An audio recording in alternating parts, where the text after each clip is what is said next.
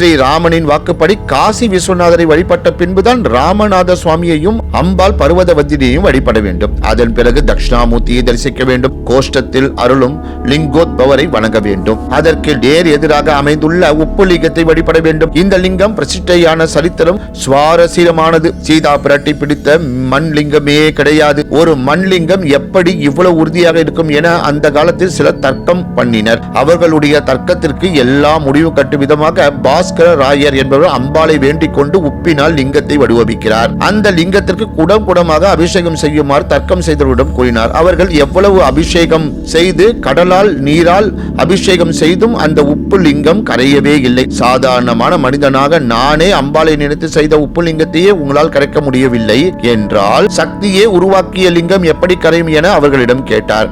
அவர்கள் தங்கள் பிழையை அறிந்து வருந்தி அவரிடம் மன்னிப்பு கேட்டனர். அவ்வாறு பாஸ்கர ராயர் உருவாக்கிய உப்புலிங்கத்தை வணங்க வேண்டும். தர்பார் மண்டபத்துக்குள் பிரதட்சணமாக வந்து கல்யாண சுந்தரேஸ்வரை வழிபட்டுவிட்டு அம்பாளை தரிசனம் செய்து சன்னதியை சுற்றி வந்து சந்தான சௌபாக்கிய விநாயகரை வணங்க வேண்டும். அதன் பின்னர் முக்கியமாக இங்கே தரிசிக்க வேண்டியவர் பள்ளி கொண்ட பெருமாள்.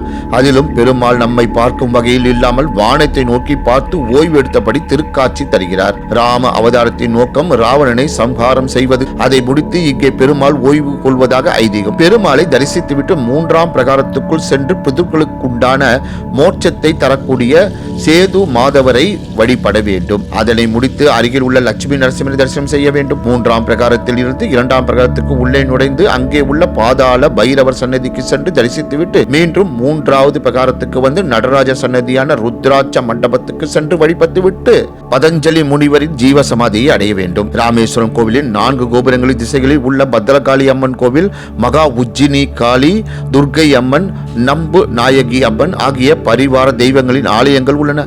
அவற்றையும் தரிசித்தால் மிகுந்த பலன்கள் கிடைக்கும். தினமும் காலை 4:30 மணிக்கு நடை திறக்கப்பட்டு மதியம் 1 மணிக்கு உச்சிக்காலை பூஜை முடிந்த பிறகு சாத்தப்படும். பின்னர் 3 மணிக்கு மீண்டும் நடை திறக்கப்பட்டு இரவு பள்ளி அறை பூஜை முடிந்து 8:30 மணிக்கு கோவில் நடை சாத்தப்படும். வாழ்வில் ஒரு முறையேனும் ராமேஸ்வரம் சென்று நம் முன்னோர்களை நிறுத்தி சமுத்திரத்தில் புனித நீராடி ராமநாத சுவாமியை வழிபட்டால் பித்ரு தோஷங்கள் அனைத்தும் நீங்கும்.